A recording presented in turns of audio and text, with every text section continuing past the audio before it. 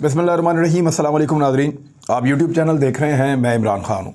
रात के इस पैर में ये वीडियो रिकॉर्ड करा रहा हूँ। तकरीबन अभी इस वक्त 3 साढ़े 3 बज रहे हैं और जो अपडेट्स हैं वो हुकूमत के लिए बहुत अच्छी नहीं हैं। जो तफसीलात हैं वो ये हैं कि MQM के पास पार्लियामेंट लॉजेस में पहुँच गए आसिफ अली ज़रदारी साहब, शहबाज शरीफ साहब, बिलावल भुट्टो ज़रदारी साहब और उनके अलावा मौलाना फजलुर रहमान साहब को भी बुलवाया गया बाद में। वहाँ पे दीगर कुछ और रहनुमा भी इन जमातों के वहाँ पे मौजूद थे और इन्होंने MQM के पास ये लोग पहुँचे। MQM के लोग वहाँ पे मौजूद थे, रात गए, उनके साथ डिस्कशन शुरू की और उन पे लगातार दबाव डालते रहे कि आप अभी हमें ज्वाइन करें, आप अभी अनाउंसमेंट करें।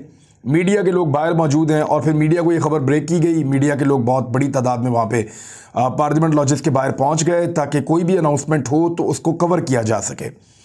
तो ये अपोजिशन का एक बहुत बड़ा एक जो है वो स्टेप था जिसमें उन्होंने MQM के साथ लंबी नेगोशिएशंस की और उनको दबाव में डाला और उनको कहा कि हम आपको सारा कुछ देने के लिए तैयार हैं, आप अभी अनाउंस करें।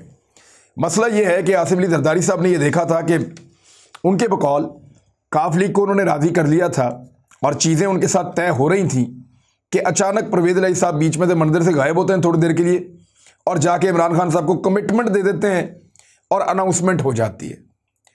ये चीज़ जो है वो उनको डर लग गया इस बात से कि कहीं MQM भी ऐसे ही हाथ से ना निकल जाए। तो पूरी की पूरी अपोजिशन ने बड़े तगड़े होकर MQM को काबू करने के लिए कोशिश की है और चीज़ें तय हो गई हैं। MQM की और अपोजिशन के दरमियान चीज़ें तय हो गई हैं, लेकिन अभी तक फैसला अनाउंस नहीं हुआ। मैंने आपको पिछले व्लॉग में कहा था कि MQM जिधर जाएगी वो जीत जाएगा, नो डाउट। अब अगर MQM जाकर खड़ी हो जाती है अपोजिशन के साथ तो 7 वोट हो गए MQM के, भूटानी साहब का 1 वोट हो गया 8, 1 वोट हो गया शाहजेन भुट्टी का 9, 1 वोट हो गया तारिक बशीर चीमा का 10 और उसके अलावा जो है वो बलूचिस्तान अवामी पार्टी के 4 वोटों का क्लेम है, BAP। तो इस तरह 14 वोट ये हो जाते हैं और अगर ये 14 वोट उनके पास आ जाते हैं तो बाकी जो अपोजिशन के पास है वो 162 हैं, तो उनका नंबर हो जाता है 176 के करीब। अब ये 176 वोट अगर अपोजिशन लेकर चली जाती है कौमी असम्बली में तो उनको मुनहरिफ अराकीन की ज़रूरत भी नहीं पड़ेगी, लेकिन मुनहरिफ अराकीन की एक तादाद उनके साथ मौजूद रहेगी। अगर ज़रूरत पड़ी तो उनकी कुर्बानी दे दी जाएगी क्योंकि उनको D सीट तो होना ही पड़ेगा ना, या हो सकता है एक मुअय्यना मुद्दत के लिए वो नायल भी हो जाएं और दोबारा अगला इलेक्शन ना लड़ सकें, उससे अगला लड़ लें। तो इसमें भी कुछ लोग कुर्बानी दे सकते हैं, ख़ासतौर पे जो मखसूस नशस्तों वाली ख़वातीन हैं वो तो ज़रूर दे सकती हैं। अगर सुप्रीम कोर्ट ऑफ पाकिस्तान ने इसके ऊपर कोई डिसीजन ना दिया इस तरह का सख्त, तो फिर वो भी काम आ जाएंगे अपोजिशन के। वहाँ पे मैंने आपको बताया कि 6 से 8 लोग अपोजिशन के कंट्रोल में आखिर तक रहेंगे और MQM जब चली जाएगी अपोजिशन के पास, हतमी तौर पर शाम को 4 बजे आज वो अनाउंसमेंट करने जा रहे हैं। अगर MQM ये अनाउंस करती है कि हम अपोजिशन के साथ खड़े हैं तो फिर इन अराकीन की तादाद 10 से ज़्यादा हो सकती है। तो इस तरह सिंपल मेजॉरिटी इमरान खान साहब की ख़त्म हो जाएगी और अक्सरियत चली जाएगी अपोजिशन के पास और इमरान खान साहब की हुकूमत का खात्मा हो सकता है, उनकी काबीना, और उनको घर जाना पड़ेगा और फिर दोबारा नया कायदे-ए-वान जो है उसका इंतखाब होगा। वो कौन सी चीज़ें हैं जिनकी वजह से MQM के ऊपर दबाव था और उन्होंने ज्वाइन कर लिया अपोजिशन को? अब तक की इतलात के मुताबिक इमरान खान साहब के पास एक आखिरी मौका है, एक आखिरी चांस है। यानी आप समझे कि क्रिकेट चल रही है और आखिरी ओवर के अंदर उनको 15-20 रन चाहिए और टेल एंड पे एक बैट्समैन खड़ा है विकेट पे और बहुत मुश्किल है कि यहाँ पे 2 या 3 छक्के लग जाएं।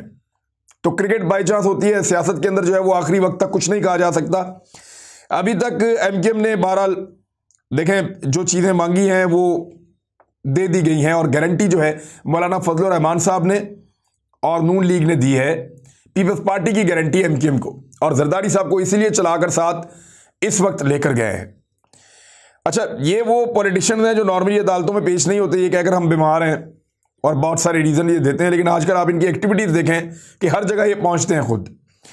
गवर्नर सिंध का होता MQM को ऑफ़र किया गया है, वो उनको मिल जाएगा उनकी डिमांड पे, और उसके लिए डॉक्टर इशरतुल इबाद साहब पाकिस्तान में मौजूद नहीं है, बाहर हैं, लेकिन वो खासे मुतहर्रिक हैं और MQM के लोगों के साथ लगातार राब्ते में हैं। डॉक्टर इशरतुल इबाद के साथ पीपल्स पार्टी भी काफ़ी कंफर्टेबल है। माजी में वो पीपल्स पार्टी के दौरे हुकूमत में गवर्नर सिंध रहे हैं और PMLN ने आके फिर तब्दील किया था, बाद में लगाया था मोहम्मद ज़ुबैर साहब को। लेकिन इशरतुल इबाद साहब पाकिस्तान की तारीख में सबसे लंबे अरसे तक गवर्नर रहने वाली शख्सियत हैं। वो खासे मुतहरिक हैं और अपनी पार्टी को वो इंस्टिगेट कर रहे थे कि आप कोशिश करें कि आपकी अपोजिशन के साथ बात बन जाए, क्योंकि हुकूमत इमरान इस्माइल को हटाकर गवर्नरशिप दे ये ज़रा एक मुश्किल फ़ैसला था। तो सिंध में गवर्नरशिप, पोर्ट एंड शिपिंग की वजारत, उसके अलावा 2 मज़ीद वजारतें, यानी 7 MNAs की सपोर्ट अगर वो देते हैं तो 2 वजारतें मिलेंगी अलग से। पोर्ट एंड शिपिंग की एक वजारत भी मिलेगी, 3 वजारतें हो गई। और गवर्नर सिंध का जो ओहदा है वो भी उनको मिलेगा। सिंध के अंदर भी उनको हुकूमत में हिस्सा दिया जाएगा अपोजिशन की जानिब से। और सिंध में ख़ास तौर पे जो शहरी सिंध के इलाके हैं, कराची और हैदराबाद, यहाँ पे उनके कुछ मुतालबात हैं वो भी पूरे किए जाएंगे। उनके दफातर खोलने के हवाले से उनकी मदद की जाएगी, उनके कुछ दीगर मामलात हैं उनमें मदद की जाएगी। तो एक पूरा नैरेटिव जो MQM का है उसके साथ मदद होगी। हुकूमत क्या दे सकती है MQM को? क्या हुकूमत गवर्नर सिंध का ओहदा दे सकती है? बड़ा सवाल है। पोर्ट एंड शिपिंग की वजारत दे सकती है, ये भी एक सवाल है। एक वजारत और भी देनी पड़ेगी। क्या इमरान खान साहब दे सकते हैं? या इमरान खान साहब उनको डिप्टी वजीर आजम का ओहदा ऑफर कर सकते हैं? बहुत मुमकिन है कि MQM को डिप्टी वजीर आजम का ओहदा अपोजिशन ने ऑफर किया हो, लेकिन क्या इमरान खान साहब ये ओहदा ऑफर कर सकते हैं? ये भी एक बड़ा सवाल है। देखिए, MQM को एक चीज़ और भी देखनी है। उन्होंने खाली, मैंने आपको बताया था कि काफ लीग को इमरान खान के खिलाफ जाने का नुकसान था पंजाब में। वो वजह ये थी कि काफ लीग इमरान खान के साथ मिलकर ही इलेक्शन लड़ सकती है, इमरान खान के खिलाफ इलेक्शन नहीं लड़ सकती, क्योंकि PMLN की और उनकी एक जिद है। तो PMLN के साथ मिलकर वो कोलिशन में इलेक्शन नहीं लड़ सकते, इमरान खान के साथ मिलकर वो कोलिशन में इलेक्शन लड़ सकते हैं। उनका वोटर PMLN के वोटर के साथ तसादुम है उसका। तो इसलिए काफ लीग को PTI को ज्वाइन करना उनके लिए ज्यादा आसान था। अपोजिशन के कैंप में जाना काफ लीग के लिए मुश्किल था। इसी तरह MQM का PTI के साथ जाना एक नुक्ता नजर से मुश्किल भी है। उसका रीजन मैं आपको देता हूं। वो ये है कि MQM ने पीपल्स पार्टी का मुकाबला नहीं करना सिंध में। उन्होंने शहरी सिंध के इलाकों में सीटें जीतनी है, जो हैदराबाद और कराची है, और यहां पे उनका मुकाबला पीपल्स पार्टी से नहीं होगा। उनका मुकाबला होगा पाक सरजमीन पार्टी से या पाकिस्तान तहरीक इंसाफ से। एक्चुअली तो पाकिस्तान तहरीक इंसाफ से उनका मुकाबला है। जो सीटें MQM के पास थी 2013 के इलेक्शन में या 2018 के इलेक्शन, 2008 के इलेक्शन में, 2018 के इलेक्शन में उन सीटों को PTI ने जीता है। तो एक्चुअली MQM का मुकाबला अगले इलेक्शन में भी पाकिस्तान तहरीक इंसाफ से है, पीपल्स पार्टी से नहीं है। तो जिसके साथ मुकाबला हो उसके साथ हुकूमत में जब आप बैठेंगे लंबे अरसे तक, तो लोग आपको एक ही तरह का देखते हैं। तो उस मुकाबले को भी जिंदा करना। आपको याद होगा कि MQM माजी में पीपल्स पार्टी के साथ हुकूमत में थी, लेकिन जैसे ही 2013 का इलेक्शन आने वाला था, बिल्कुल करीब पहुंच गया, तो MQM ने क्या किया? MQM ने रिजाइन कर दिया। उन्होंने अलहदगी इख्तियार कर दी पीपल्स पार्टी की हुकूमत से, और उसका उन्होंने ये फायदा उठाया कि पीपल्स पार्टी बुरी है, हम अच्छे हैं, तो उन्होंने वहां पे इलेक्शन लड़ा और सीटें जीती। इसी तरह वो हर हुकूमत से अलग हो जाते हैं MQM वाले जब उनको इलेक्शन करीब नजर आ रहा होता है। तो अब अगर क्योंकि उनको इलेक्शन नजर आ रहा है तो पाकिस्तान तहरीक इंसाफ के साथ तो मिलकर इलेक्शन नहीं लड़ सकते, ना उनके साथ वो कोई इत्तेहाद बनाएंगे। MQM को इलेक्शन पाकिस्तान तहरीक इंसाफ के खिलाफ लड़ना है कराची में। ये एक ऐसा बारीक नुक्ता है जिसकी वजह से MQM के अंदर दबाव बनता है बार बार कि इलेक्शन तो इनके खिलाफ लड़ना है, तो इनके साथ इत्तेहाद क्यों बनाते हो? वजारतें भी मिल रही हैं, गवर्नरशिप भी मिल रही है, बाकी चीजें भी मिल रही हैं, अपोजिशन से ले लो, और इलेक्शन तो PTI के खिलाफ ही लड़ना है। MQM कौन सी पूरे पाकिस्तान से इलेक्शन जीतने जा रही है, या पूरे पाकिस्तान से उन्होंने लड़ना है?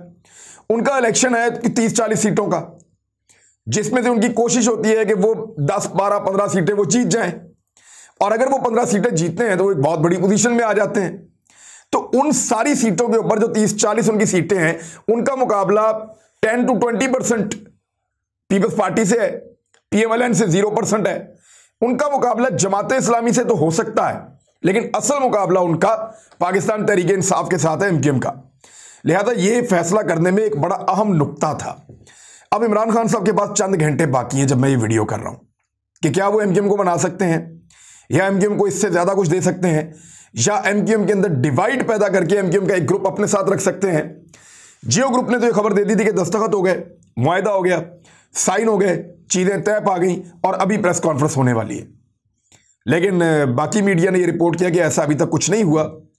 चीज़ें हुई ज़रूर हैं और कोई हतमी मुशावरत हुई है, लेकिन इसके बावजूद एमक्यूएम ने ये कहा, फैसल सब्जवारी का भी ये स्टेटमेंट आया, इजहारुल हक साहब का भी ये स्टेटमेंट आया, उन लोगों ने ये कहा कि जी हम मुशावरत जो है हमारी राब्ता कमेटी में होगी और राब्ता कमेटी मुशावरत करने के बाद हतमी फैसला कर लेगी।